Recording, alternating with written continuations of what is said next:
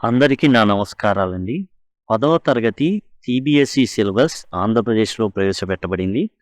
దానికి సంబంధించిన ప్రతి పాఠ్యాంశం కూడా మీకు ఇక్కడ అందుబాటులో ఉంటుంది. అంతేకాదు వర్క్ బుక్ ఏదైతే ఉందో దానికి సంబంధించి, అట్లానే గ్రామర్ ఏదైతే ఉందో యూనిట్ వైస్‌గా ప్రతి యూనిట్ గ్రామర్ కూడా టోటల్‌గా ఒకే వీడియోలో అందించబడేటటువంటి ప్లేలిస్ట్ ఇది మీకు ఇక్కడ కనబడుతుంది. అట్లానే సప్లిమెంటరీ రీడర్‌కి సంబంధించినటువంటి పాఠ్యాంశాలు కూడా ప్రతి లైన్ వివరించబడినయి. అన్నీ కూడా మీకు అవైలబుల్‌గా ఉన్నాయి. మీకు ఐకార్డ్స్‌లో కానివ్వండి, లేదా డిస్క్రిప్షన్‌లో, ఎండ్ స్క్రీన్స్‌లో ఇవన్నీ కూడా మీకు అందుబాటులో ఉంటాయి. ఒకవేళ యాక్సెస్ చేయలేని పక్షంలో సింపుల్‌గా కామెంట్ సెక్షన్‌లో 10 లింక్ అని గనక మీరు అడిగినట్లయితే రిప్లైగా ఈ ప్లేలిస్టులు అనేవి నేను ప్రొవైడ్ చేయడం అయితే జరుగుతుంది. మనం ఇప్పుడు సిబిఎస్ఈ ఇంగ్లీష్‌లోని 4వ పాఠ్యాంశం అయినటువంటి ఫ్రమ్ ద డైరీ ఆఫ్ అన్నా ఫ్రాంక్. అన్నా ఫ్రాంక్ రాసినటువంటి డైరీ అంటే దైనందిని, అంటే రోజు రాసేటటువంటి దినచర్యలు ఏవైతే ఉంటాయో, జరిగిన ఏవైతే విషయాలు ఉంటాయో వాటిని మనం డైరీలో రాస్తుంటాం. జనరల్‌గా నిద్రపోయే ముందు రాస్తూ ఉంటారు. చాలామందికి ఈ అలవాటైతే ఉంటుంది. అన్నా ఫ్రాంక్‌కి తన 13వ ఏట ఒక డైరీ గిఫ్ట్‌గా ఇవ్వబడుతుంది. తాను చనిపోయేంత వరకు, అంటే 15 ఏళ్ల వయసులో ఆమె చనిపోతుంది. అంతవరకు కూడా తానేందంటే ఒక స్పెసిఫిక్ పీరియడ్ వరకు తన డైరీ అనేది రాయడం జరుగుతుంది. అయితే ఒక 15 ఏళ్ల అమ్మాయి తన డైరీలో రాసుకున్న విషయాలు ప్రపంచాన్ని మార్చగలిగే విధంగా ఉండడంతో ఈమె డైరీని దరిదాపులుగా ప్రతి భాషలో కూడా తర్జుమా అయితే చేయబడింది. అసలు ఏం జరిగింది ఈ అమ్మాయికి అనేది మనం చూద్దాం. మీకు కనబడుతున్న ఈ అమ్మాయి అన్నా ఫ్రాంక్ 1942 అక్టోబర్ 10న ఈ ఫోటో కింద ఉన్నటువంటి ఈ అయితే రాయడం అయితే జరిగింది. ఆమె ఈ సెంటెన్సెస్ ఏమని రాసిందో చూద్దాం. This is a photo as I would wish myself to look all the time. ఈ ఫోటోలో ఉన్న నేను ఇదే విధంగా నా జీవితాంతం ఇదే విధంగా కనబడాలనుకుంటున్నాను. Then I would maybe have a chance to come to Hollywood. అప్పుడు నాకు హీరోయిన్ అయ్యేటటువంటి అవకాశం ఉంటుంది. ఇందులో హాలీవుడ్లో అనమాట. అంటే వాళ్ళు నన్ను తీసుకుంటారు. ఎందుకని? ఇంత అందంగా ఉంది ఈ అమ్మాయి అనేసి. అంటే జీవితాంతం కూడా ఈ విధంగానే తాను నవ్వుతూ చక్కగా ఇలా ఆనందంగా అందంగా ఉండాలని కోరుకున్నట్టుగా తన డైరీలో అక్టోబర్ 10, 1942న అన్నా ఫ్రాంక్ రాసుకోవడం జరిగింది. అయితే అదేవిధంగా తన జీవితం కొనసాగిందా? తన ఆశలు అదే విధంగా ఉన్నాయా లేదా అనేది చూద్దాం.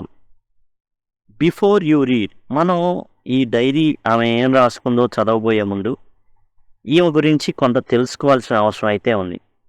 అన్నాలీసా మేరీ అన్నా ఫ్రాంక్. ఈమె పేరు అన్నా ఫ్రాంక్. యాక్చువల్గా ఇంగ్లీష్లో అయితే ఎన్ ఫ్రాంక్ అంటారు. కానీ ఈమె పుట్టింది పెరిగింది జర్మనీలో కాబట్టి జర్మనీలో ANNEని అన్నా అంటారు.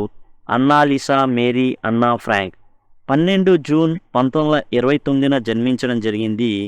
ఫిబ్రవరి లేదా మార్చ్ 1945లో మరణించుండొచ్చు.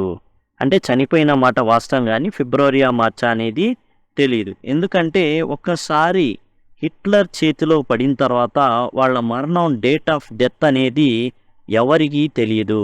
ఎందుకంటే అక్కడే చంపేసి వాళ్ళనే గోతులు తవ్వించి, వాళ్ళ చేతే గోతులు తవ్వించుకొని వాళ్ళని సమాధిలో ఉండంగానే కాల్చి, అంటే తుపాకీతో కాల్చేసి వేరే వ్యక్తితో పూడ్చిపెట్టి మళ్ళా వాడి చేత గోతులు తవ్వించుకొని వాడిని చంపి ఈ విధంగా ఉంటుంది.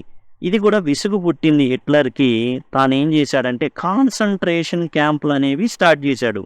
ఎందుకంటే జనాలందరినీ ఒకే గదిలో ఒక 100 మందినో 1000 మందినో వేసి పడేస్తే వాళ్లే రోగాలతో చస్తారు. ఆహారం ఇవ్వకుండా అంటువ్యాధులు గనక ప్రబలిపోయి కుళ్ళికి చస్తారు. కాబట్టి ఆ విధంగా చేద్దామని కాన్సంట్రేషన్ క్యాంపుల్ని ఇంకా ఇంకా ఇంకా ఇంకా తాను ఎంతైతే నీచానికి దిగజారగలడో అంత నీచానికి హిట్లర్ దిగజారడం అనేది జరిగింది. Was German born Jewish girl. ఈ అమ్మాయి ఎవరు అంటే జర్మనీలో పుట్టినటువంటి యూదురాలు. who wrote while in hiding with her family and 4 friends in Amsterdam during the German occupation of Netherlands in World War II. జర్మనీలో హిట్లర్ అనే వ్యక్తి ఒక కొత్త ప్రతిపాదనని తీసుకొచ్చాడు.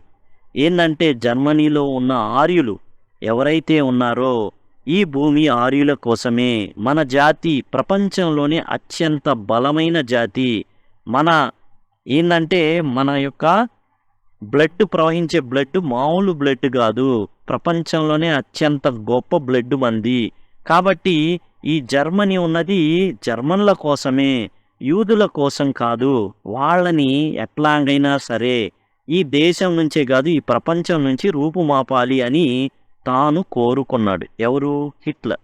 అందుకని దాన్ని జర్మనీ ప్రజలు ఇతనేదో గొప్పగా చెప్తున్నాడు, జర్మనీ ప్రజల్ని చాలా గొప్పగా ప్రపంచంలోనే గొప్ప వ్యక్తులుగా చేస్తా అన్నాడు.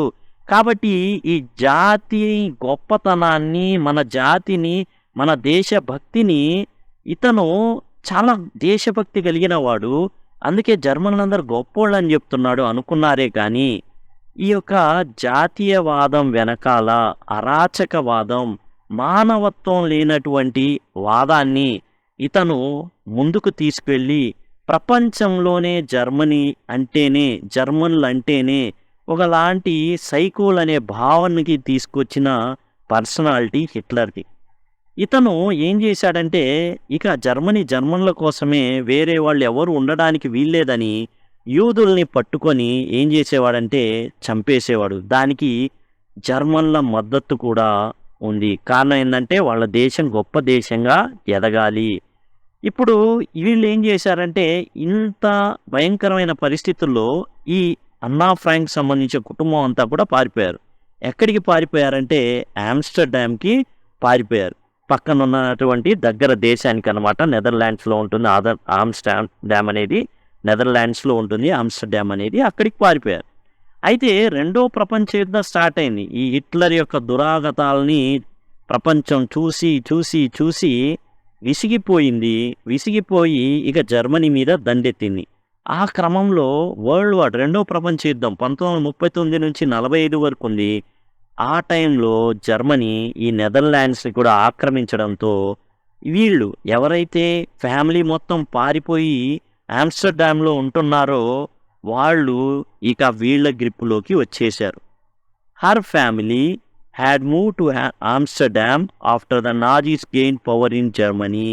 యాక్చువల్గా జర్మనీలో వీళ్ళు పవర్ ఎప్పుడైతే ఉంది, అమ్మో మన ప్రాణాలకి వీళ్ళంతా కూడా చేటు తెస్తారు, మనల్ని చంపేస్తారు అని ఎప్పుడైతే అనుకున్నారో ఫ్రాంక్ కుటుంబస్తులు వీళ్ళంతా కూడా నెదర్లాండ్స్లోని ఆమ్స్టర్డామ్కి పారిపోయారు. కానీ రెండో ప్రపంచ యుద్ధం స్టార్ట్ అయినప్పుడు జర్మనీ నెదర్లాండ్స్ని ఆక్రమించేసింది. అండ్ వీళ్ళందరూ కూడా ట్రాప్ అయిపోయారు. When the Nazi occupation extended in to the నెదర్లాండ్స్ని కూడా ఆక్రమించి పడేశారు. దాంతో వీళ్ళు అక్కడ చిక్కుపోయారనమాట.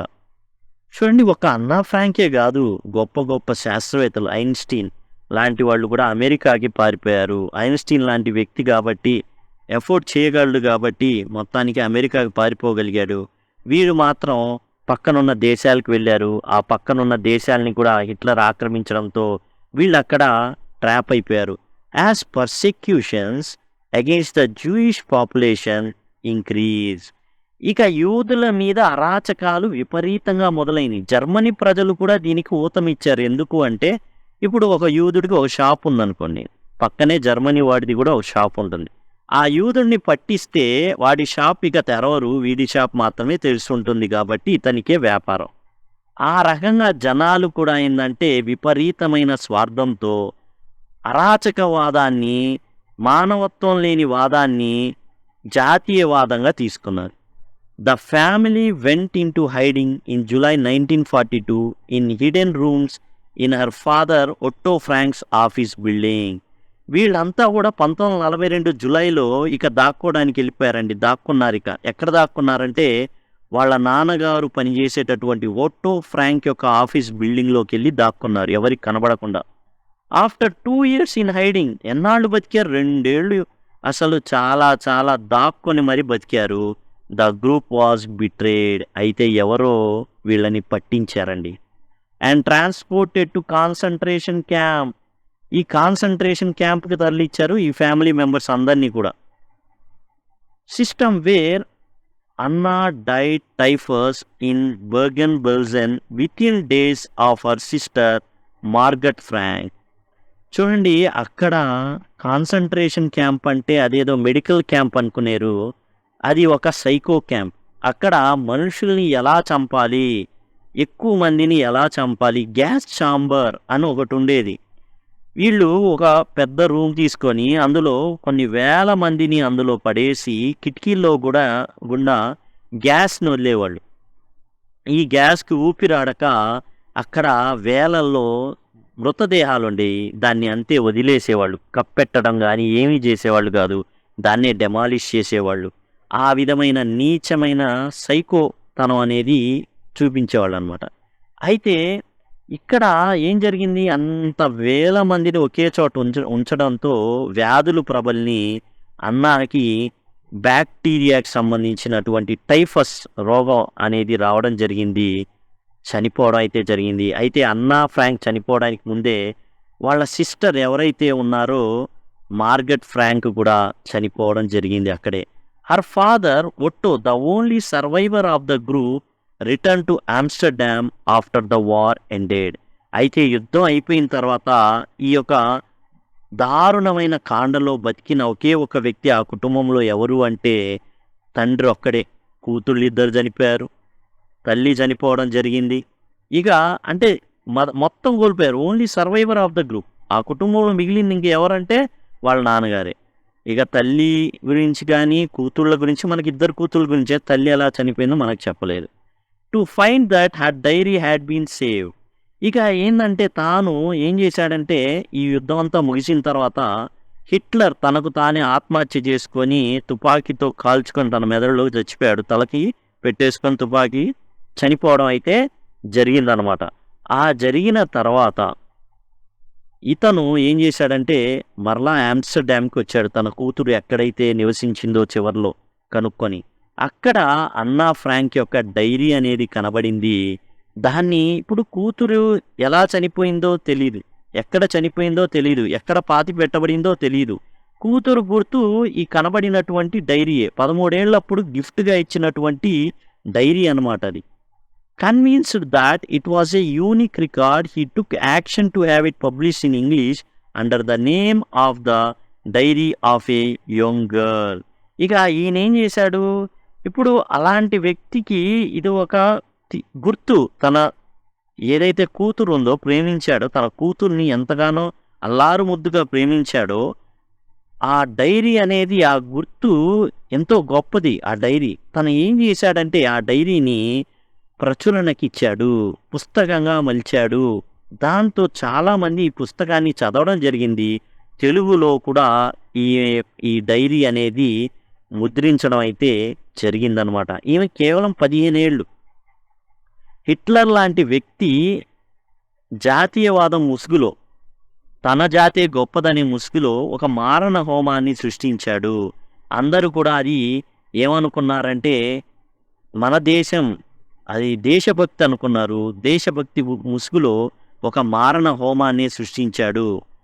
ఈ మారణ హోమంలో ఇలాంటి పసిమొగ్గలు 15 సంవత్సరాల 8 నెలలు మనకిచ్చినటువంటి ఆమె బ్రతికినది అనమాట. ఆ వయసులోనే పసిమొగ్గల్ని చిరివేశాడనమాట. ఇది దేశభక్తి ముసుగులో హిట్లర్.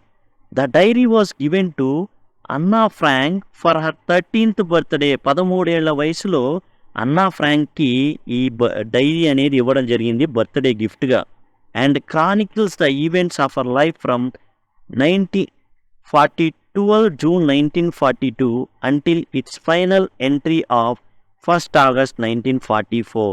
అయితే ఈ డైరీలో తన జీవితంలో, అన్నా ఫ్రాంక్ యొక్క జీవితంలో 1942 జూన్ 12 నుండి 1944 ఆగస్టు 1 వరకు ఎంట్రీలు అయితే ఉన్నాయి, రాయబడి ఉన్నాయి. It was eventually translated from it's original Dutch into many languages and become one of world's most widely red books. జనరల్గా ఈ హిట్లర్ సాగించిన మారణ హోమాన్ని ఎవరైనా నోట్ చేసినా దాన్ని ఏం చేసేవాళ్ళంటే అందరూ కూడా ఈ నాజీలు ఎవరైతే ఉన్నారో వాళ్ళు నాశనం చేసేవాళ్ళు. అతను చేసే చెడ్డ పనుల్ని కూడా గోబెల్స్ అనేటటువంటి వ్యక్తి సమాచార శాఖకు సంబంధించిన వ్యక్తి అతను చాలా గొప్పగా పత్రికల్లో రాయించేవాడు గోబెల్స్. దాంతో జర్మన్లందరికీ అబ్బా మా జర్మనీ చాలా బాగుంది, మా జర్మనీ గొప్పగా ఎదుగుతుంది అనేటటువంటి భావనలోనే బతికేవాళ్ళు. ఇక ఈ పుస్తకం ఏదైతే ఉందో డచ్లో రాయబడింది.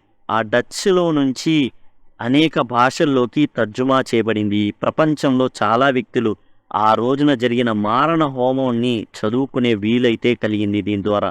There have also been several films. సినిమాలు తీశారు, టెలివిజన్ సీరియళ్ళు తీశారు, థియేట్రికల్ ప్రొడక్షన్స్ అంటే సినిమాలకు సంబంధించినవే, అండ్ ఈవెన్ అండ్ ఒపేరా నాటకాలండి. నాటకాలు వాటిల్లో కూడా అన్నా ఫ్రాంక్ యొక్క ప్రస్తావన. ఒపేరా అంటే సంగీత నాటకం అనమాట. మనకి ఎట్లయితే నాటకంలో ఎప్పుడు కూడా సంగీతంతోనే ఉంటుంది స్టార్టింగ్ నుంచి ఎండింగ్ వరకు, అలాంటి వాటిని ఒపేరా అంటారు. Based on the diary. ఈ డైరీని బట్టి వాళ్ళు ఏం చేశారంటే మూవీస్ తీయడం కానివ్వండి, నాటకాలు కానివ్వండి, సీరియళ్ళు కానివ్వండి, సినిమాలు కానివ్వండి తీయడం అయితే జరిగింది. చాలా popular. Describe as a work of a mature and insightful mind. ఆమె పొంది 15 సంవత్సరాలే, కానీ పడ్డ కష్టాలు ఆమెని చాలా మెచ్యూర్గా మార్చినవి. పెద్దోళ్ళు రాసినట్టుగా రాసింది. చాలా తెలివితేటలు ఉన్న వ్యక్తిలాగా, చాలా అనుభవం ఉన్న వ్యక్తిలాగా రాసింది. The diary provides an intimate examination of daily life under Nazi occupation. నాజీల ప్రభుత్వం, నాజీల కింద ఎలాంటి బ్రతుకు అనేది వీళ్ళు బ్రతికారో, ఎంత బాధలు పడ్డారో దాన్ని చాలా చక్కగా ఏమైతే రాయడం అయితే జరిగింది. Anna Frank has become one of the most renowned and discussed of the Holocaust victims. ఈ మారణ హోమం సాగించిన దాంట్లో ఎంతోమంది ప్రాణాలు కోల్పోయారు. అలాంటి వాళ్ళల్లో అన్నా ఫ్రాంక్ జీవితం అనేది, అన్నా ఫ్రాంక్ అండ్ ప్రముఖంగా కనిపిస్తారనమాట. ఎందుకంటే ఈమె రాసిన డైరీ అంటే చాలామంది ఈమె కన్నా ఎక్కువ కష్టాలు పడి ఉండొచ్చు, కానీ ఎవరు కూడా సమాజానికి బయట ఉన్న బాహ్య ప్రపంచానికి ఏం జరిగిందో చెప్పేటటువంటి ఆధారాలు అనేవి వాళ్ళ దగ్గర లేవు. బట్ ఈమె, అది కూడా 15 ఏళ్ల అమ్మాయి అండ్ ప్రేమించే తండ్రి ఉండడం, బాహ్య ప్రపంచానికి తన కూతురు గురించి తెలియాలి అనుకోవడం, తాను నవ్వుతున్న ఫోటో ఏదైతే ఉందో ఎప్పుడూ ఇలానే ఉండాలి అని తాను కలలు కన్న ఫోటో ఏదైతే ఉందో ప్రపంచం అందరికీ కూడా పరిచయం చేయడం, ఒక జాతి అహంకారం ఉన్న వ్యక్తి ఎలాంటి మారణ హోమాన్ని సృష్టించాడో ప్రపంచానికి తెలియజేయాలనుకోవడం వల్ల అన్నా ఫ్రాంక్ చాలా పాపులర్ అవడం అయితే జరిగింది. ఫ్రమ్ ద డైరీ ఆఫ్ అన్నా ఫ్రాంక్, లేకపోతే యాన్ ఫ్రాంక్, లేకపోతే జస్ట్ ఎన్ ఫ్రాంక్. ఏంటంటే రకరకాల లాంగ్వేజెస్, ఫ్రాన్స్ కానివ్వండి, జర్మనీలో కానివ్వండి అన్నా అంటారు. అమెరికన్ యాక్సెంట్లో ఎన్ అంటారు, బ్రిటిష్లో అయితే ఆన్ అంటారు, యాన్ అనేసి అంటారు అనమాట. Anne Frank, from the diary of Anne Frank. Page number 50 కనుక చూసినట్లయితే మనకి ఇది కనబడుతుంది. Writing in diary is a really strange experience for someone like me. నాలాంటి అమ్మాయికి ఏంటంటే తను చెప్తుంది అనమాట యాన్ ఫ్రాంక్, ఏమనంటే తనలాంటి అమ్మాయికి ఈ డైరీ రాయడం అనేది చాలా కొత్త విషయం. Not only because I have never written anything before, but also because it seems to me that later on neither I nor anyone else will be interested in the musings of 13-year-old schoolgirl. ఇక్కడ మనం గమనించినట్లయితే యాక్చువల్గా రాయడం అనేది ఈమెకి కొంచెం వింతగా అనిపిస్తుంది. ఎందుకంటే ఇంతకుముందు రాయలేదా ఏమి అంటే చదువుకున్న అమ్మాయి, రాసిన అమ్మాయి, కాకపోతే తర్వాత కానీ లేకపోతే ఇంకోళ్ళు కానీ ఎవరైనా కానీ ఒక 13 ఏళ్ల అమ్మాయి యొక్క ఆలోచనలు ఎవరైనా ఈ పుస్తకం చూశారనుకోండి, తీసి ఒక 13 ఏళ్ల అమ్మాయి యొక్క ఆలోచనలు, మ్యూజింగ్స్ అంటే థాట్స్, ఆ అమ్మాయి భావజాలం కానివ్వండి, ఆ అమ్మాయికి నచ్చినవి కానివ్వండి, నచ్చిన ఆలోచనలు కానివ్వండి, ఎవరు కూడా ఏం చేయరు, దాన్ని పెద్దగా పట్టించుకోరు. It seems to me that later are neither I Nar anyone else will be interested. ఎవరు కూడా ఇంట్రెస్ట్ చూపించరు. ఆఖరికి తాను కూడా, యాన్ ఫ్రాంక్ కూడా కొంచెం పెరిగి పెద్ద ఈ డైరీ కనుక చూస్తే ఈ భావజాలాన్ని కానీ ఈ ఆలోచనలు కానీ తాను పెద్దగా ఏం మెచ్చుకోలేదు. అలానే ఇతరులు కూడా ఓ వెల్ ఇట్ డజంట్ మ్యాటర్, ఇవన్నీ కాదు, ఇవన్నీ ఆలోచనలు కాదు. ఐ ఫీల్ లైక్ రైటింగ్, నేను రాయాలనుకుంటున్నాను అంతే. And I have an even greater need to get all kind of things off my chest. Get all kind of things off my chest. నా యొక్క బరువు, గుండెల్లో ఏదైతే బరువు ఉందో అది దించుకోవాలి. అది దించుకోవాలి అంటే నేనేం చేయాలి? ఖచ్చితంగా రాయాలి. కాబట్టి ఈ డైరీ రాస్తున్నాను. ఈ డైరీ ఎక్కడి నుంచి వచ్చింది అంటే తనకి బర్త్డే నాడు ఇవ్వబడినటువంటి గిఫ్ట్లో ఇదొకటి. దాన్ని చూడంగానే చాలా ఆశ్చర్యపోయింది. ఎట్లయినా సరే తాను డైరీని రాయాలి అనేసి నిర్ణయించుకుంది. Paper has more patience than people. ఏదైతే పేపర్ ఉందో అది జనాల కన్నా ఎక్కువ ఓర్పు కలిగి ఉంటుంది. ఎందుకనంటే ఏ తీర్పు తీర్చదు. సపోజ్ మీరు ఒక ఫ్రెండ్ని కూర్చోబెట్టుకున్నారు, రకరకాలు మాట్లాడుతున్నారు, వాడికి కొన్ని వింతగా ఉంటాయి. ఏంద్రా వీడు మాట్లాడేది, అరే ఆపరా సోది, నా వల్ల కాదురా, నేను పోతా అంటాడు. అదే పేపర్ మీద రాయండి, వద్దు అనిద్దా, మీ చేయి నొప్పి పుట్టాలే కానీ ఆ పేపర్ మాత్రం వద్దని చెప్పదు. I thought of this saying on one of those days when I was feeling a little depressed and was sitting at home with my chin in my hands. ఇది యాక్చువల్గా ఏంటంటే paper has more patience than people. ఈ ఏదైతే సూక్తి లాంటి ఉందో, saying అంటే సూక్తి, ఇది తాను బాగా డిప్రెస్డ్ అయిపోయిన రోజుల్లో, తాను బలహీనపడిపోయి అండ్ తాను వేరే వేరే ఆలోచనలతో, అనవసరమైన ఆలోచనలతో నింపబడి చాలా నిరాశతో ఉన్న రోజుల్లో తన గడ్డం కింద చేయి పెట్టుకొని ఆలోచిస్తున్నటువంటి సూక్తి అన్నమాట ఇది. Paper has more patience than people అని. Bored and listless. బోర్డ్ అంటే చాలా బోర్ కొడుతుంది, లిస్ట్లెస్ అంటే శక్తి లేదు, పెద్దగా ఎనర్జీ లేదు ఏదైనా చేయడానికి. Wondering whether to stay in or go out. ఇంట్లోనే ఉందామా, బయటికి వెళ్దామా. I finally stayed where I was. తాను ఎక్కడుందో అక్కడే ఉండిపోయింది, కదలలేదు. బ్రూడింగ్. బ్రూడింగ్ ఏంటంటే తెగ ఆలోచిస్తూ, అనవసరమైన విషయాల గురించి తెగ ఆలోచిస్తూ హైరాణ పడిపోతూ అక్కడే ఉండి.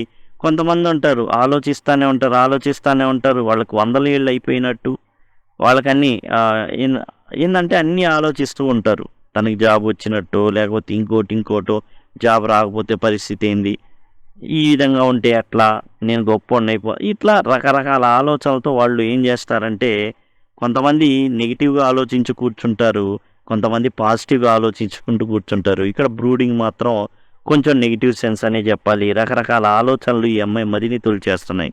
Yes, paper does have more patience. అవును, పేపర్కి చాలా చాలా చాలా పేషెన్స్ అయితే ఉంటుంది, ఓర్పు అయితే ఉంటుంది. Since I'm not planning to let anyone else read this stiff back notebook grandly referred to as dairy.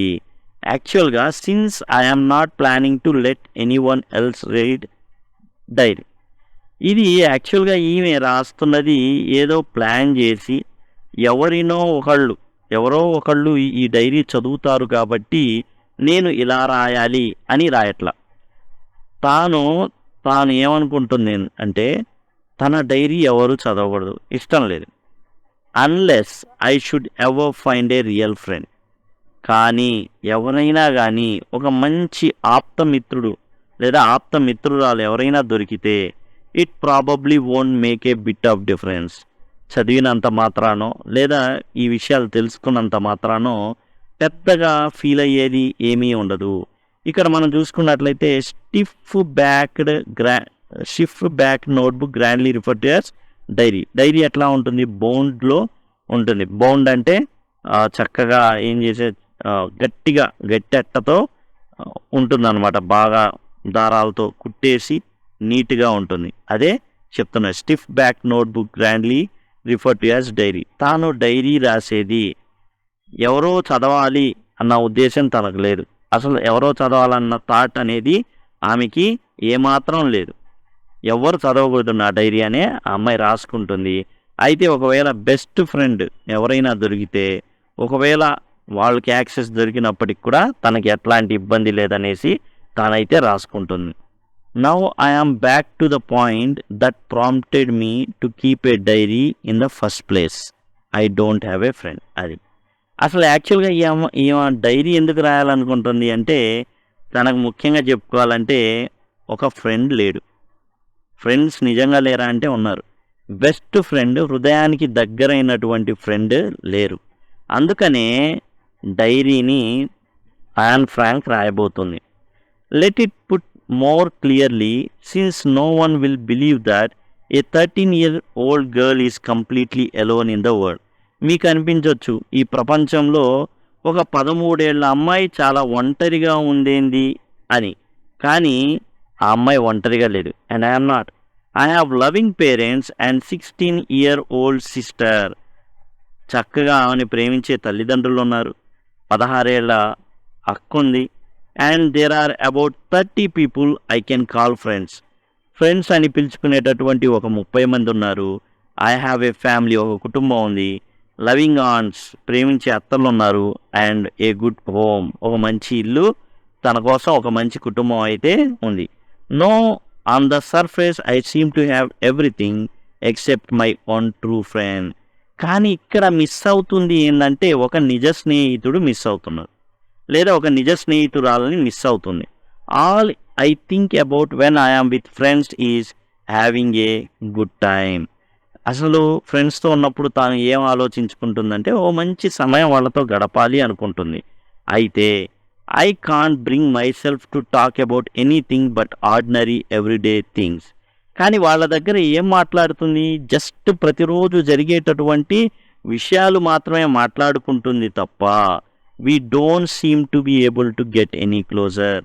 హృదయానికి దగ్గరగా హత్తుకునేటటువంటి వారు అనేది లేరు. And that is the problem. అదే సమస్య. Maybe it's my fault that we don't confide in each other.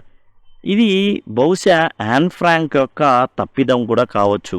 ఎవరితోనూ అంతగా కలుపుగోలుగా ఉండకపోవచ్చు. జనరల్గా చూడండి, ప్రతి వ్యక్తికి చాలామంది స్నేహితులు ఉంటారు. కానీ ఆప్తమిత్రుడు అంటే ఆపదలో ఆదుకునేటటువంటి మిత్రుడు కానివ్వండి, హృదయానికి దగ్గరగా ఉండేటటువంటి మిత్రులు కానీ ఒక్కళ్ళే, చాలా రేరుగా ఒక్కళ్ళు, అంతే ఒక్కళ్ళే ఉంటారు.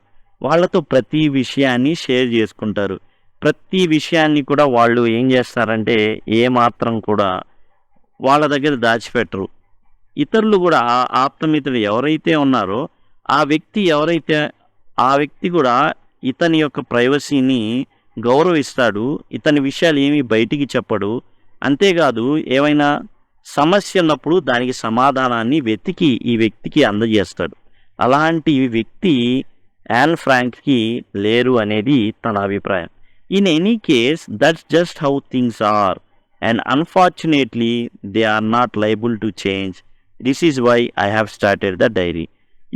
ఇప్పటికప్పుడు ఆ ఫ్రెండ్స్ ఎవరైతే ఉన్నారో ఆప్తమిత్రులు అయిపోవాలి, లేకపోతే అంతా తనకి దగ్గరగా ఉండాలి, తాను హృదయంలో ఉన్న ప్రతి మాట వాళ్ళతో షేర్ చేసుకోవాలి, అంత సీన్ అయితే లేదు.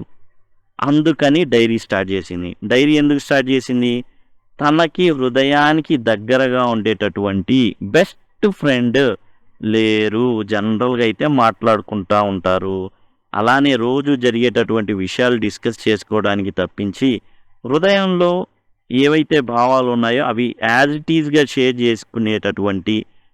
చేసినా తీసుకునేటటువంటి ఫ్రెండ్స్ అయితే తనకి లేరు. సో సింపుల్గా చెప్పాలంటే no best friend for her. That is why she is writing a dairy.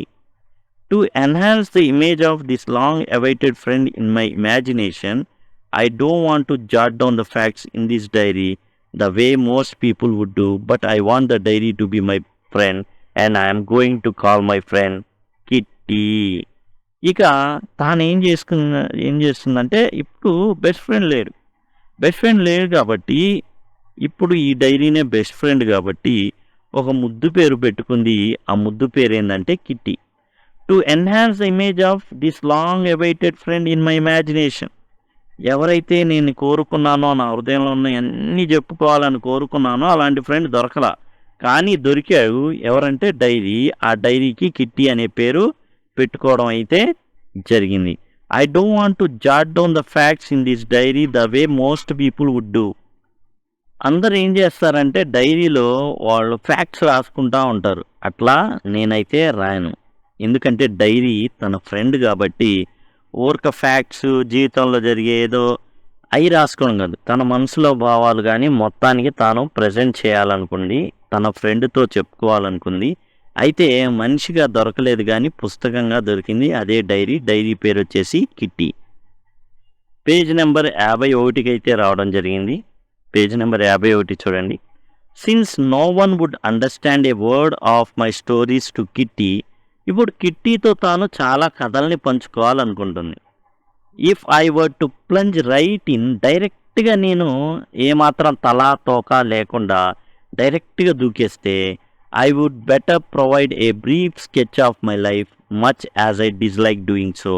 ఇప్పుడు తలా తోక లేకుండా ఒక రోజు పెట్టేసి ఆ రోజు నుంచి రాద్దాము అంటే మరి ఫ్రెండ్‌తో అట్లా పంచుకుంటామా? అలా పంచుకోము. తలుండాలా, తోకుండాలా. కాబట్టి స్టార్టింగ్ ఉండాలి కాబట్టి నా జీవితానికి సంబంధించిన కొన్ని విషయాలని పంచుకుంటాను. Much as I dislike doing so. యాక్చువల్‌గా నాకు ఇలా పంచుకోవడం ఇష్టం లేదు. బట్ కానీ తప్పట్లా. ఇప్పుడు తన జీవిత చరిత్ర స్టార్ట్ చేయడం తనకి ఏమాత్రం ఇష్టం లేదు. కానీ డైరెక్ట్‌గా దిగేస్తే అర్థం కాదు కాబట్టి ఈమె తన యొక్క పూర్వ ఏదైతే జరిగిందో అవన్నీ చెప్పాలనుకుంటుంది గతంలో జరిగినవన్నీ. My father the most adorable father I have ever seen. చాలా లవింగ్ అండ్ కేరింగ్ ఫాదర్ వీళ్ళ నాన్నగారు. Did not marry my mother until he was 36. 36 ఏళ్ళు వచ్చే వరకు ఈ ఒట్టో ఫ్రాంక్ ఎవరైతే ఉన్నారో వీళ్ళ నాన్నగారు, యాన్ ఫ్రాంక్ వాళ్ళ నాన్నగారు ఒట్టో ఫ్రాంక్, ఆయన పెళ్ళి అయితే చేసుకోవాలి 36 ఏళ్ళు వచ్చేదాకా. అండ్ వాళ్ళ అమ్మగారికి అప్పుడు వయసు వచ్చేసి 25 ఏళ్ళు. My sister Margot was born in Frankfurt in Germany in 1926. 1926లో మార్గట్ జన్మించడం జరిగింది. I was born on 12 June 1929. 1929లో యాన్ ఫ్రాంక్ జన్మించడం జరిగింది. అంటే 3 ఏళ్ల తేడా అనేది దరిదాపులుగా ఉంది. I lived in Frankfurt until I was 4. జర్మనీలోని ఫ్రాంక్ఫర్ట్లోని 4 ఏళ్ళు వచ్చేదాకా కూడా యాన్ ఫ్రాంక్ అక్కడే జీవించడం జరిగింది. My father emigrated to Holland in 1933. అయితే 1933లో వాళ్ళ నాన్నగారు హాలాండ్కి వెళ్ళిపోయారు. My mother Edith Hollander Frank went with him to Holland in September. వాళ్ళ అమ్మగారు కూడా ఆయనతో పాటే వెళ్ళడం అయితే జరిగింది సెప్టెంబర్లో హాలాండ్కి.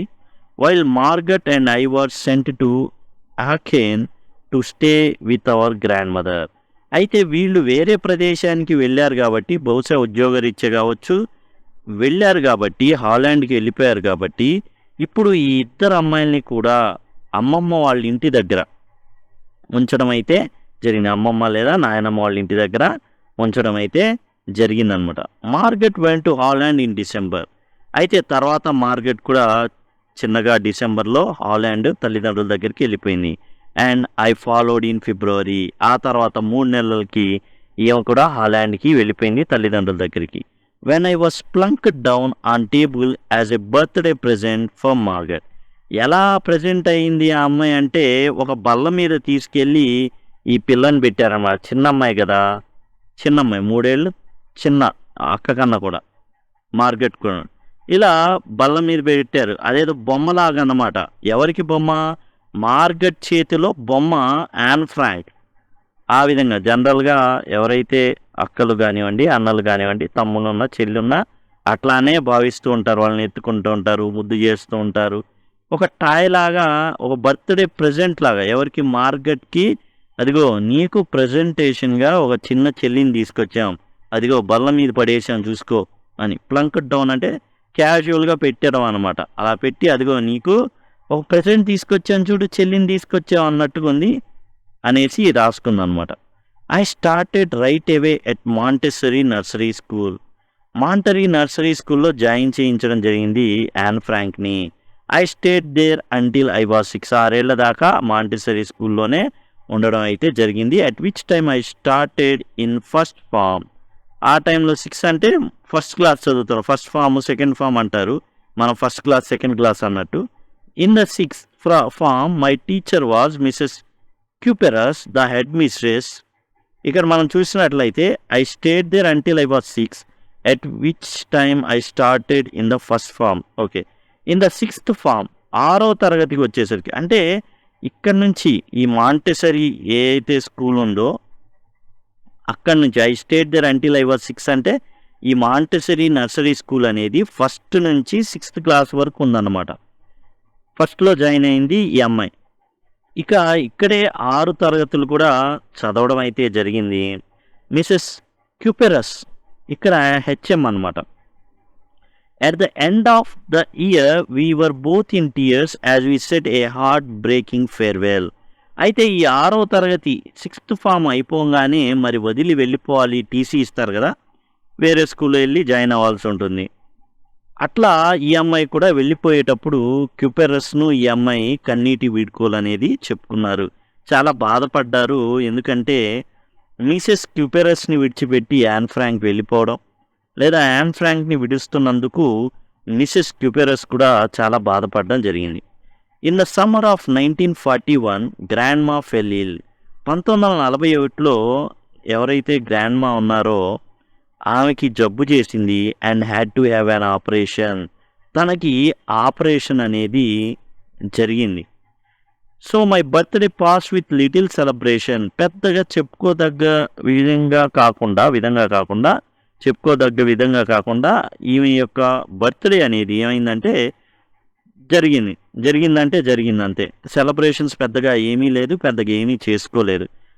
గ్రాండ్ మా డైడ్ ఇన్ January 1942. అయితే ఆమె సర్జరీ జరిగింది కానీ తర్వాత ఎక్కువ కాలం బ్రతకలేదు. గ్రాండ్ మా January 1942లో చనిపోవడం జరిగింది. No one knows how often I think of her and still love her. జనరల్గా నాయనమ్మల మీద, అమ్మమ్మలు, మనవాళ్ళకి, మనవరాళ్ళకి చాలా ప్రేమ ఉంటుంది.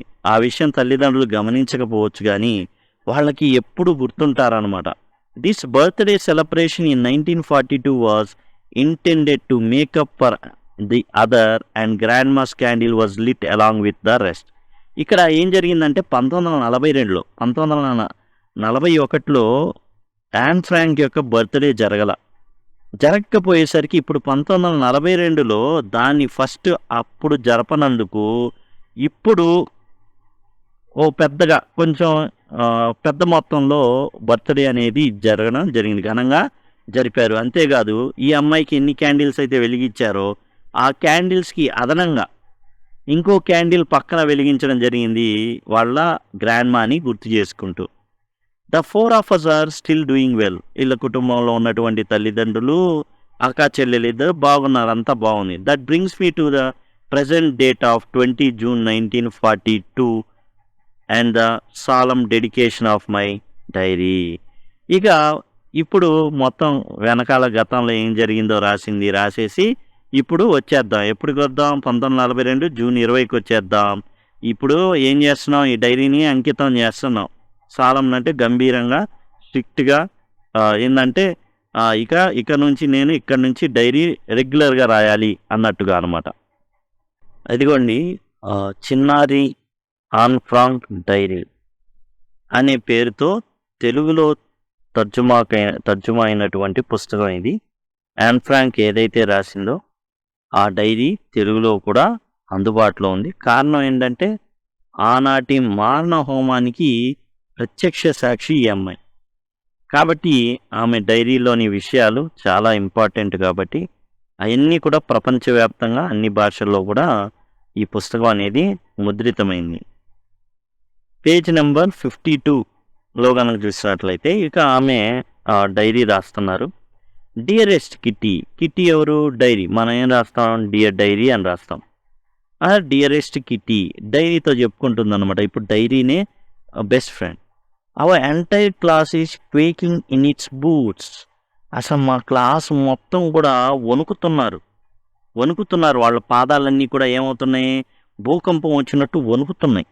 ద రీజన్ ఆఫ్ కోర్స్, అసలు కారణం ఏంటంటే forthcoming meeting in which the teachers decides who will move up to the next form and who will be kept back. ఇక్కడ ఏం జరగబోతుంది అంటే ఒక మీటింగ్ జరగబోతుంది. ఇది ఫోర్త్ కమింగ్ అంటే రాబోయే అనేసి. ఒక మీటింగ్ జరగబోతుంది. ఆ మీటింగ్‌లో ఏం తేలుస్తారంటే, పిల్లల్లో ఎవరు నెక్స్ట్ క్లాస్‌కి వెళ్తారు, ఎవరు అదే క్లాస్‌లో కొనసాగుతారు అనేది నిర్ణయించేటటువంటి సమావేశం జరగబోతుంది. Half the class is making bets. క్లాస్‌లో సగం పిల్లలు పందాలు కాసుకుంటున్నారు. GN and I laugh ourselves silly at the 2 boys behind us. ఇక ఇద్దరు అబ్బాయిలు పందాలు కాసుకుంటున్నారంట. జిఎన్ అంటే తన యొక్క ఫ్రెండ్, ఈ అమ్మాయి ఇద్దరు కూడా నవ్వుకుంటున్నారు వాళ్ళు పందాలు కాసుకుంటుంటే. CN and Jacques who have staked their entire holiday savings on their bet. CN మరియు జాక్విస్ అనే ఫ్రెండ్స్ ఇద్దరు కూడా పందాలు కాసుకుంటున్నారు. వాళ్ళ ఏవైతే సేవింగ్స్ ఉన్నాయో, ఏవైతే వాళ్ళు దాచిపెట్టుకున్నారో డబ్బులు, ఆ డబ్బులు హాలిడేస్లో వాళ్ళు ఏదైతే పాకెట్ మనీ ఇస్తే ఖర్చు పెట్టకుండా దాచిపెట్టుకున్నారో ఆ డబ్బులన్నీ కూడా పందాలు వేసుకుంటున్నారు. From morning to night it's you are going to pass, no I am not, yes you are, no I am not. పొద్దున్నుంచి రాత్రి దాకా ఈ పిల్లలు, అరే నువ్వు పాస్ అయిపోతావు లేరా, లేదురా నేను ఈ క్లాస్లోనే ఉంటానురా, లేదురా నువ్వు పాస్ అవుతావురా, లేదు నేను ఈ క్లాస్లోనే కొనసాగుతానురా అనేసి, నువ్వు పాస్ అవుతావు ఇది నా బెట్టు, లేదు నువ్వు పాస్ అవుతావు ఇది నా బెట్టు, ఇట్లా పందాలు కాసుకుంటున్నారు. Even G's pleading glances and my angry outbursts cannot calm them down. వీళ్ళిద్దరు కూడా అరే బాబు ఆపేయండిరా, అరే ఆపేయండిరా, ఇంకా ఈ సోది వినలేకపోతున్నాం రా, ఆపేయండిరా అన్నా కానీ వాళ్ళు కామ్ అవ్వట్లా. If you ask me, there are so many dummies that about a quarter of the class should be kept back. ఇంకా నన్ను కానీ అడిగితే యాన్ ఫ్రాంక్ ఏం చెప్తుందంటే, స్టూపిడ్స్ ఉన్నారు, డమ్మీస్ అంటే స్టూపిడ్ స్టూడెంట్స్ ఉన్నారు, వీళ్ళు క్లాస్లో 1/4 ఉంటారు, అంటే 25% ఉంటారు వీళ్ళు. ఈ 25% వాళ్ళని అసలు ఈ క్లాస్లోనే ఉంచేయాలి. But teachers are most unpredictable creatures అన్నట్టు. అయితే ఈ భూమి మీద అస్సలు టీచర్ల నాడిని పట్టుకోవడం అనేది సాధ్యం కానే కాదు. ఏం జరుగుతుందో చూద్దాం అనేసి యాన్ ఫ్రాంక్ ఉండడం అయితే జరిగింది. I'm not so worried about my girl friends and my self. అసలు మాకైతే మా గర్ల్స్ ఎవరైతే ఉన్నారో, గర్ల్ ఫ్రెండ్స్ ఎవరైతే ఉన్నారో ఫ్రెండ్స్, వాళ్ళకి నాకు అసలు ఎట్లాంటి ఇబ్బంది అయితే లేదు. బాయ్సే పాపం అటు ఇటు ఇదవుతున్నారు. వీ విల్ మేక్ ఇట్, ఈజీగా మేము నెక్స్ట్ క్లాస్కి వెళ్ళిపోతాం. The only subject I'm not sure about is maths. అయితే నాకు కూడా దడ పుట్టించేటటువంటి, లేదు కొద్దిగా అటు ఇటు అవుతుందేమోనని భయం వేస్తున్నటువంటి సబ్జెక్ట్ ఏంటంటే మ్యాథ్స్ అన్నమాట. All we can do is wait. మేము చేయగలిగింది ఏదైనా ఉంటే ఏమీ లేదు, వెయిట్ చేయడమే. Until then we keep telling each other not to lose heart. మేమైతే ఏం పర్వాలేదు, అధైర్యపడొద్దు, సక్సెస్ సాధిస్తాం, మనం నెక్స్ట్ క్లాస్లోకి వెళ్తాం అనేసి చెప్పుకున్నాం. I get along pretty well with all my teachers. మా టీచర్స్ అందరితో నేను చాలా చక్కగా మసులుకుంటాను. There are 9 of them, 7 men and 2 women. 9 మంది టీచర్లు ఉన్నారు, అందులో 7 మగవాళ్ళు అయితే 2 ఆడోళ్ళు. Mr Keesing, the old fogey who teaches maths. ఇక కేసింగ్ అనే అతను మ్యాథ్స్ చెప్తాడనమాట. ఓల్డ్ ఫోగీ అంటే ఓల్డ్ ఫ్యాషన్డ్ అనేసి అర్థం అనమాట. Was annoyed with me for ages because I talk so much. Mr కేసింగ్కి ఈ అమ్మాయి, ముఖ్యంగా యాన్ ఫ్రాంక్ యొక్క మాట్లాడేటటువంటి విధానం అంటే ఎప్పుడు మాట్లాడుతూనే ఉంటుంది. ఒక డబ్బాలో కంకర వేసి కొడతా ఉంటే ఎట్లా ఉంటుందో అట్లా గలగల మాట్లాడుతూ ఉండడమే. ఆఫ్టర్ సెవరల్ వార్నింగ్స్, చాలాసార్లు అతను చెప్పాడు యాన్ ఫ్రాంక్ మాట్లాడొద్దు అనేసి. ఈ అసైన్ మీ ఎక్స్ట్రా హోంవర్క్. ఇక లాభం లేదు, నువ్వు మాట్లాడుతున్నావు కాబట్టి నా క్లాసులో నీకు ఎక్స్ట్రా హోంవర్క్ ఇస్తున్నాం. An essay on subject A chatterbox, అంటే వాగుడు కాయ అని అర్థం. వాగుడు కాయ అనేటటువంటి సబ్జెక్ట్ మీద నువ్వు వ్యాసం రాయాలి. A chatterbox, what can you write about that? అదేంది వాగుడు కాయ మీద, లేకపోతే వసపిట్ట అంటారు, అంటే నీకు వస ఎక్కువ పోసారా అంటారు, అంటే మాట్లాడుతూనే ఉంటారు అనమాట. I would worry about that later. Okay, చాటర్ బాక్సా? ఏం రాస్తారు దీని మీద? ఏం రాయగలం?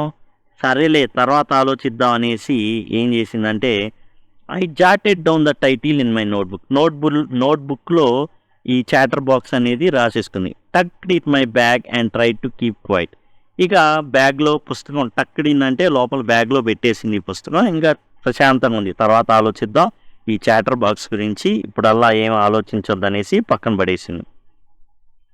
That evening, after I had finished the rest of my homework, the note about the essay caught my eye. Homework మొత్తం పూర్తి చేసింది, బుక్లో అది కనబడింది. ఏం కనబడింది? చాటర్ బాక్స్ మీద ఎస్ఏ రాయమన్నారు Mr Keesing. I began thinking about the subject while chewing the tip of my fountain pen.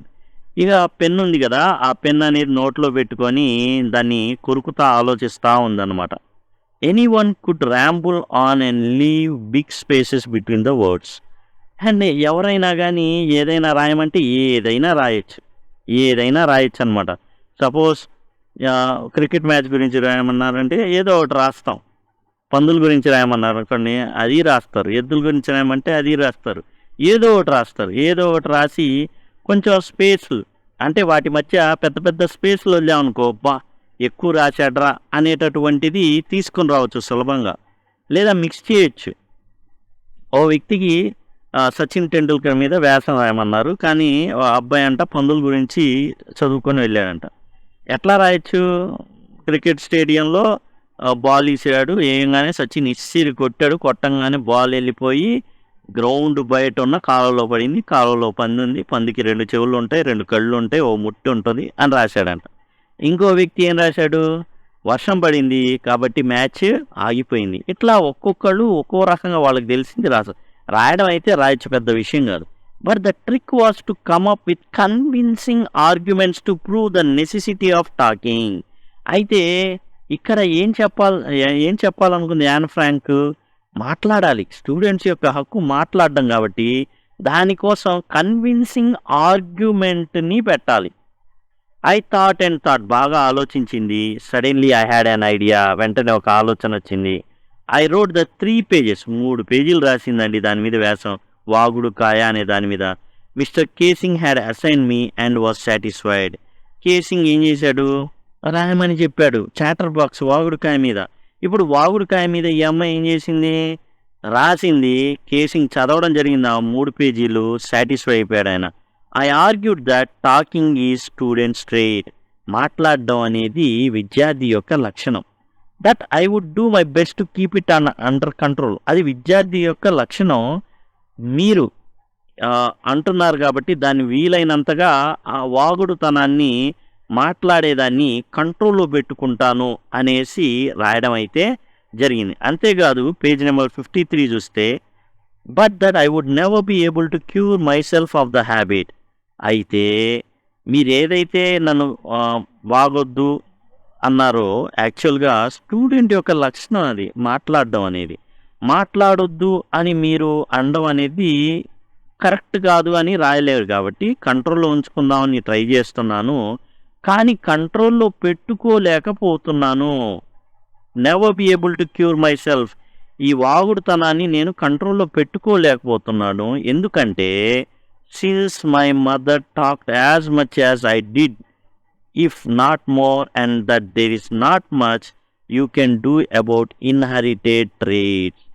ఈ వాగుడుతనాన్ని నేను ఎందుకు కంట్రోల్ చేసుకోలేకపోతున్నానంటే, మీ క్లాసులో ఎందుకు నేను మాట్లాడుతున్నానంటే, ఒకటి విద్యార్థి లక్షణం అది మాట్లాడడం, రెండోది వారసత్వంగా వచ్చినటువంటి లక్షణం. 2 లక్షణాలు ఉన్నాయి నాకు. ఒకటి విద్యార్థి లక్షణం వల్ల నేను మాట్లాడుతున్నాను, రెండోది వారసత్వ లక్షణం వల్ల మాట్లాడుతున్నాను.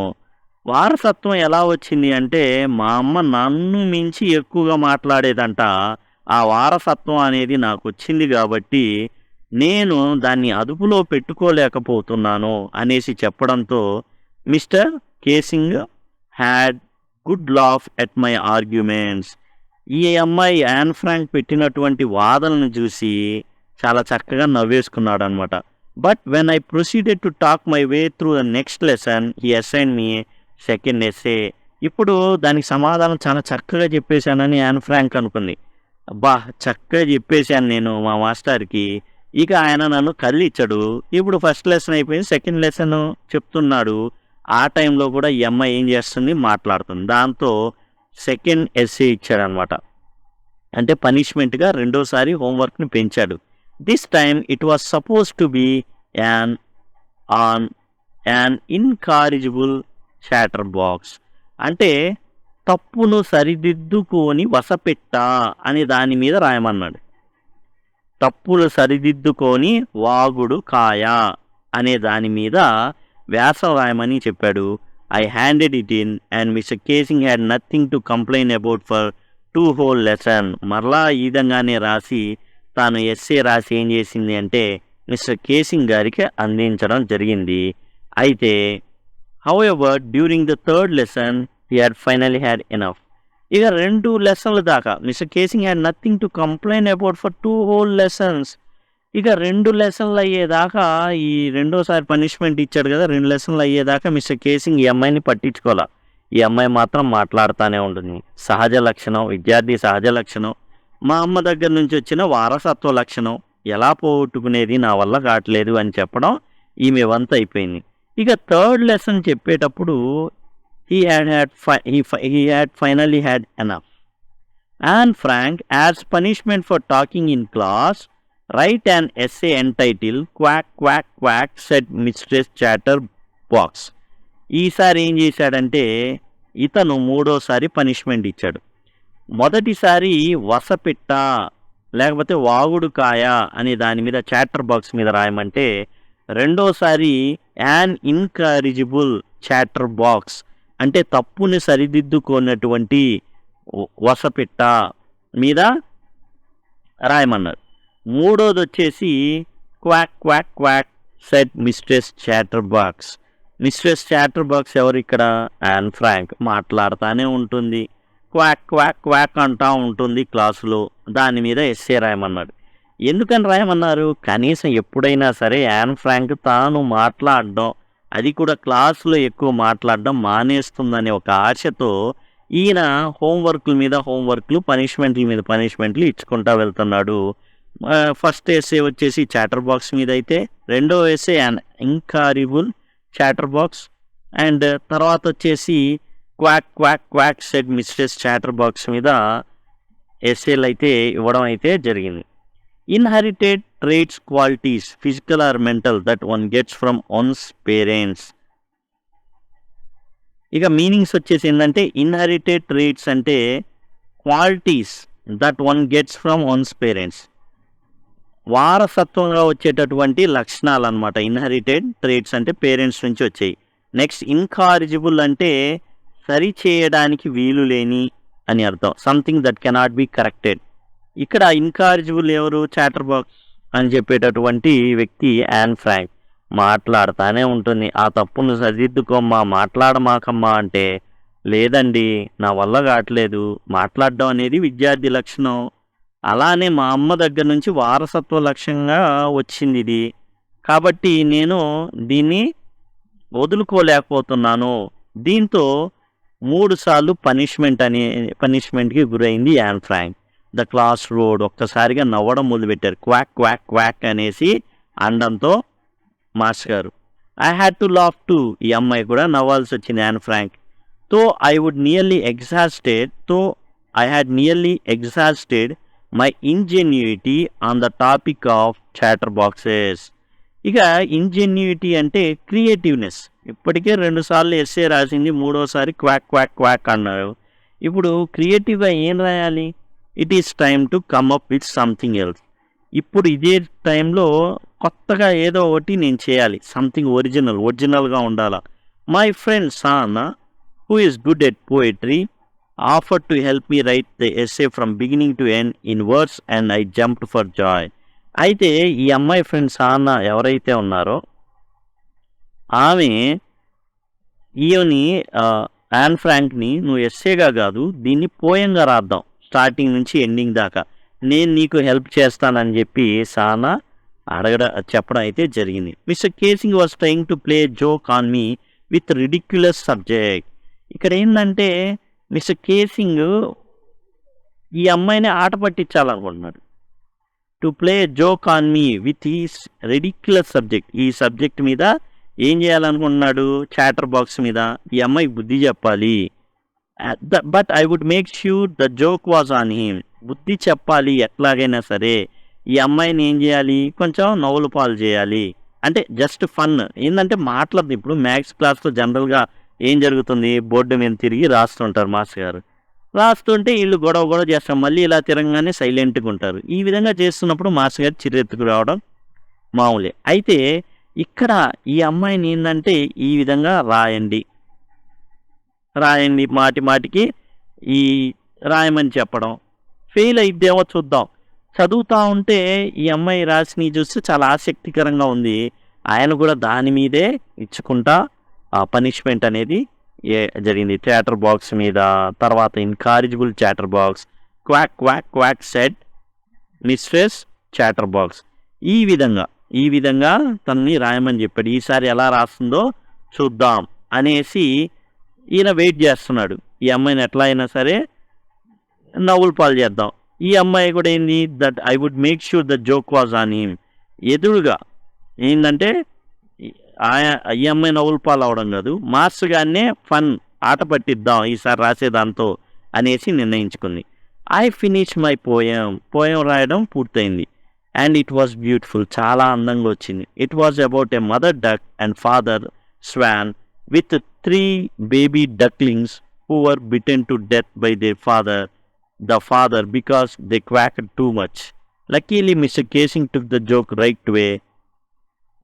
ఇక రాసిన పోయిన దేని గురించి అంటే తల్లి బాతు అండ్ తండ్రి వచ్చేసి హంస అనమాట.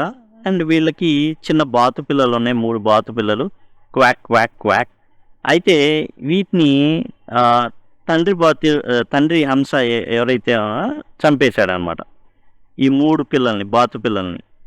Death by father, bitten to death అంటే కొరికి చంపేయడం. ఎందుకని? Because they quack too much. ఎక్కువగా క్వాక్ క్వాక్ క్వాక్ అని అరిచినందుకు బాతు పిల్లల్ని హంస అయిన తండ్రి ఏం చేశాడు? హింస పెట్టి చంపేశాడు. ఎందుకు? క్వాక్ క్వాక్ క్వాక్ అని అన్నందుకు. Luckily mister casing took the joke the right way. అయితే ఇక్కడ ఈ జోక్ని కేసింగ్ చక్కగానే తీసుకున్నాడు పాజిటివ్గా. అంటే ఇక్కడ విషయం ఏంటంటే ఇక్కడ 3 మాట్లాడుకుంటా ఉండుండొచ్చు క్లాస్లో. ఈ క్వాక్ క్వాక్ క్వాక్ ఎవరైతే ఉన్నారో ఆ 3 ఉద్దేశించి ఆయన చెప్పడం జరిగింది.